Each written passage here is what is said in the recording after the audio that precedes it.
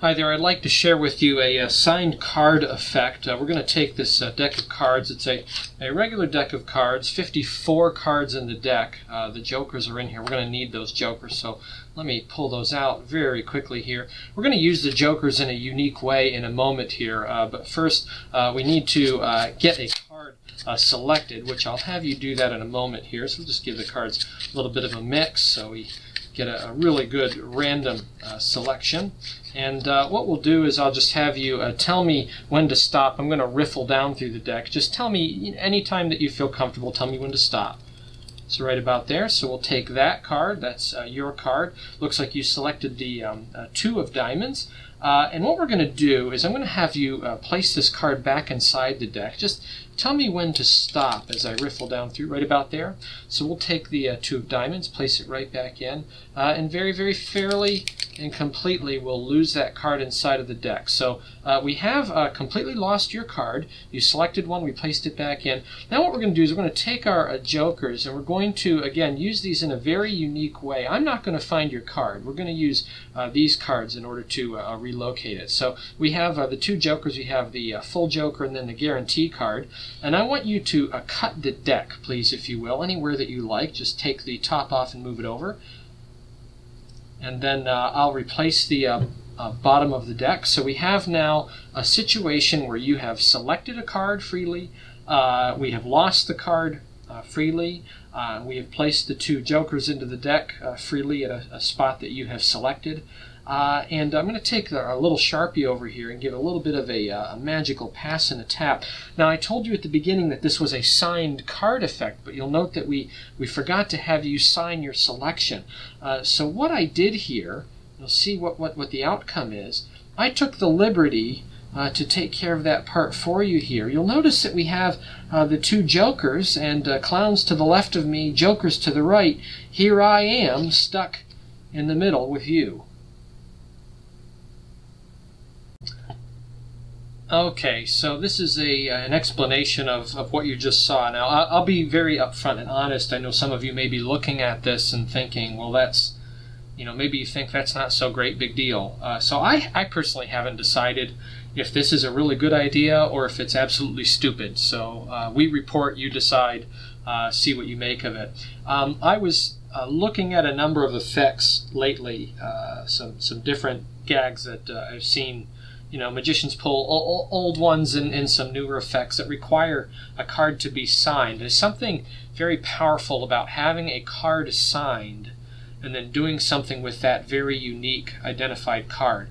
And there's one problem that I have that I think a lot of magicians that are like me have, people that are hobbyists and don't do this so much for a living, don't really make any money on it, and that is that anytime you have someone sign a card, you really ruin the deck. I've seen some magicians that go around and they'll just have cards signed and they'll be working with a deck that has a bunch of signed cards on it.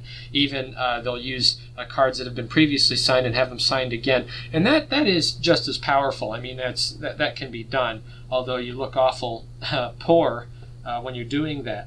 But if you really want to have a clean deck, have a card signed and then do something with that, like an ambitious card routine, you ruin the deck. So there's a couple ways around that. I know you can use a couple of different decks and switch cards in and out, and hopefully you don't use up the same card frequently. But I don't like doing that. I don't do that. I don't do signed card stuff, which is unfortunate.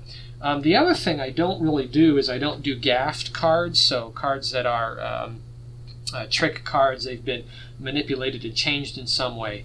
And the reason is because it leaves you, when you use gaffed cards and you're working in front of people directly, people can very easily heckle you, and you're not clean when you're using gaffed cards unless you have some kind of manner within the routine to get rid of the gaff. So I tend not to use that. So I'm going to violate both of those things with this. I found a way to kind of get around not using a signed card and not having cards signed and still be able to do some signed card effects.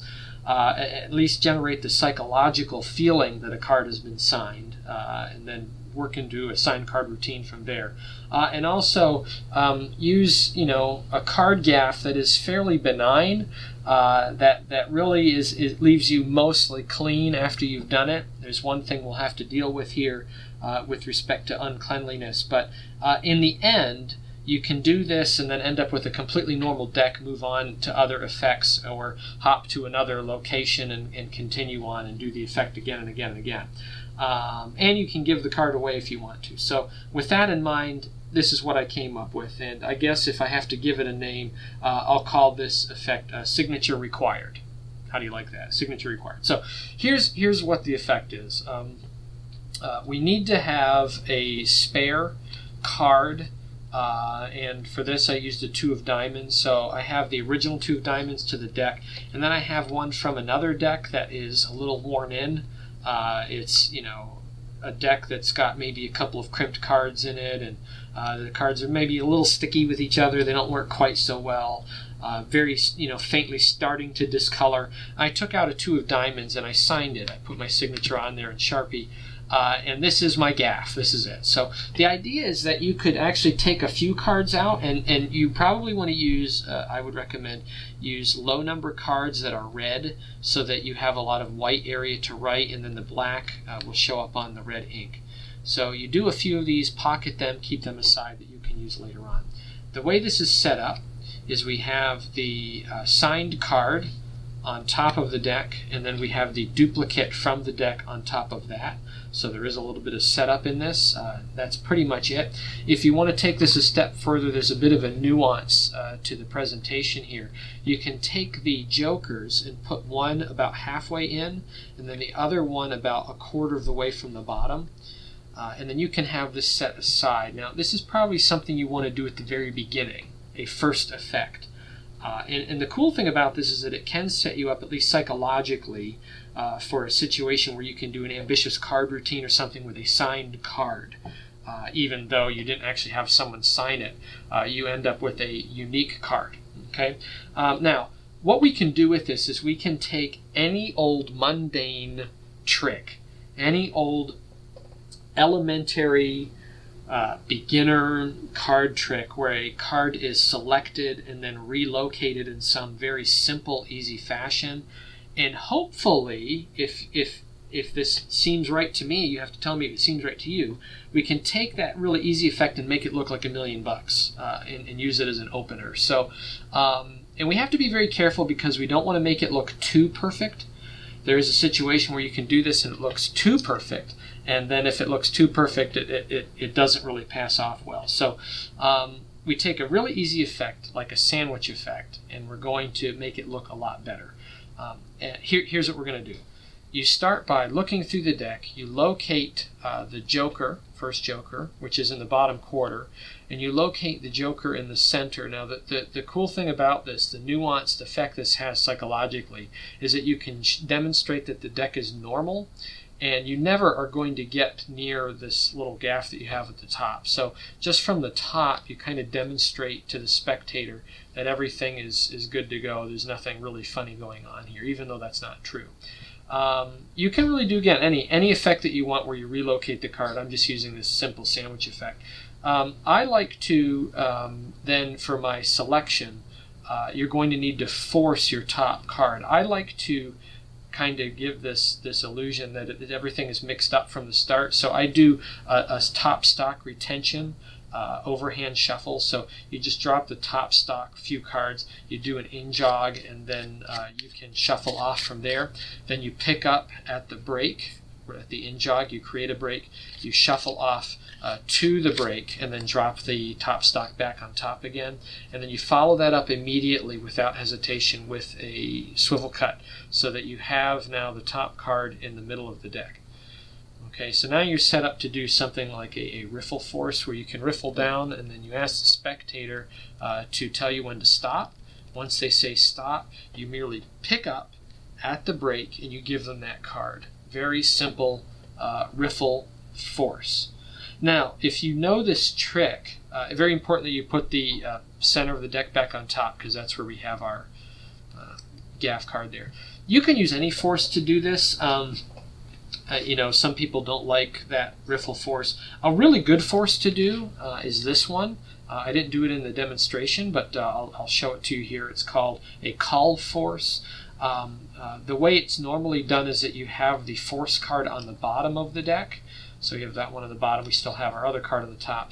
And when you spread through the cards, you call the bottom card out like this, and you maintain it on the bottom of the deck. And they can select by pointing to any card.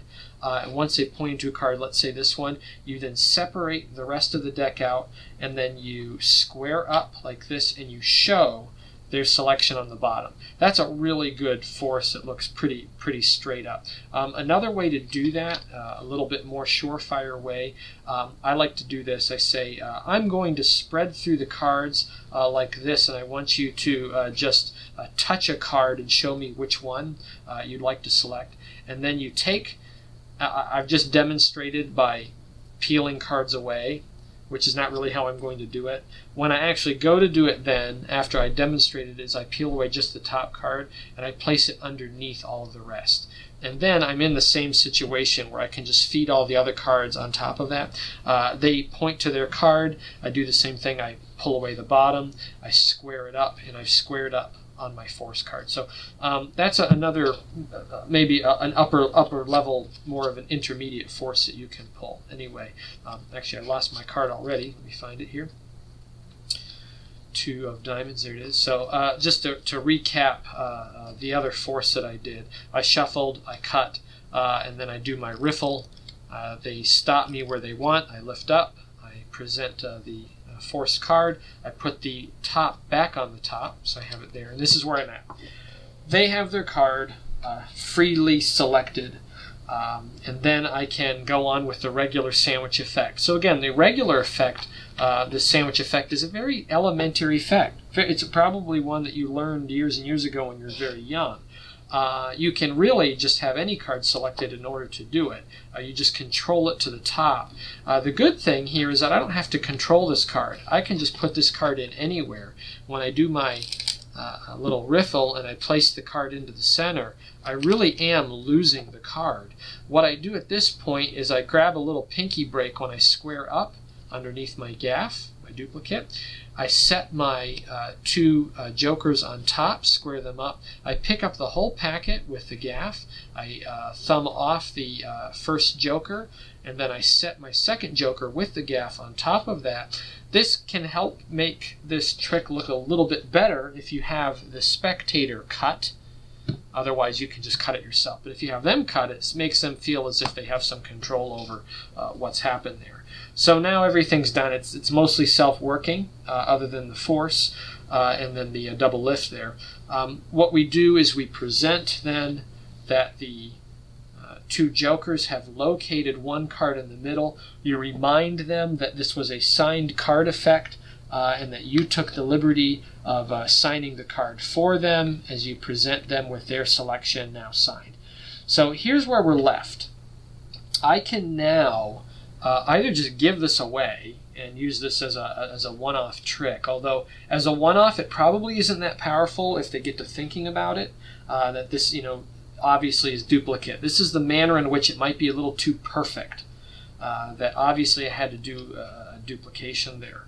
However, if I go directly into something else, it doesn't really give the spectator time to think about how perfect that really was. So, for example, I could just straight away go into an ambitious card handling, where I have my card here. I can do my unseen turnover, you know, whatever I want to do, set the card back on top, do my double lift turnover, set it into, you know, whatever, and then there it is. I can do any one of those effects like that. I can do, you know, another you know, substitution kind of effect here where I take the card and place it into the middle of the deck. You know how this would go, right? And I do my ambitious card routine.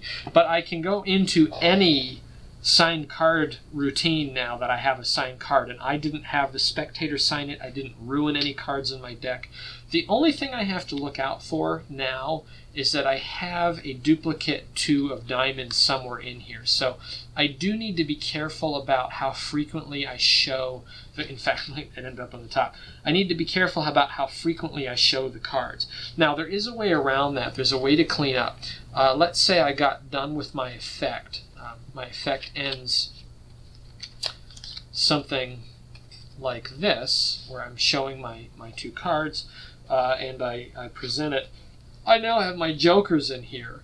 I could just throw my jokers back into the deck while we're paying attention to this thing, and then I can move on with my other effects. I can just give the deck a shuffle and say, let me pull the jokers out. Having the jokers in the deck always give you a reason to look at the deck. Okay, and what I can do is, without showing them the faces, I can then just look through the deck to pull out these jokers. I'll just out jog it. But what I'm actually going to do is I'm going to spread call my 2 of diamonds out. And then I can up jog that there. And then I can take these off. I can grab a pinky break or whatever and very sloppily just get my card away. I've had a reason to pull out some other cards. I can now dispose of this extra. I can just put them in my pocket, or I can put them in the card box, and then I can go on. So anyway, just an idea I thought about. I've never actually done it, but you could potentially get yourself a little bit cleaner after doing this, and you end up with a signed card. So for those of you that hate doing signed card effects, here's an idea that you can take a very easy, mundane opener trick, make it look a lot better than it really is, with a little bit of a wow factor pop there, get a signed card into the game, and then go on with your unique card doing signed card magic. So a couple of little pointers here. You need to be very careful when you're using your spare deck, whatever deck you use. It probably will be a used deck, a worn deck. It can't be so worn that the card, you probably can't see it on this footage here, but this card is a little bit discolored from the others. It's a little bit darker. It's not so much that I wouldn't use it. I can get away with it. But used cards can start to look a lot different from newer ones. So you have to be very careful with that. If this is an idea that you're serious about, you may want to just buy a new deck that you use just for this. So a deck that you can create a bunch of gaffs from, and then use it. And this probably has some other uses too. Ideas for forcing a card and then bringing in something that has maybe a prediction on it. I use some lyrics in there. Clowns to the left of me, jokers to the right. Here I am. You can write on there, stuck in the middle, or something like that. I don't know. You could be cute about it, but just an idea for getting the essence, the psychological essence of having a card signed into your routine without signing a bunch of cards, ruining a bunch of decks, and giving you a little bit of latitude to have that wow factor in there using the signed card. So anyway, good luck with that. If you think this is cool, cool. If you think it's stupid, cool. Whatever, doesn't matter.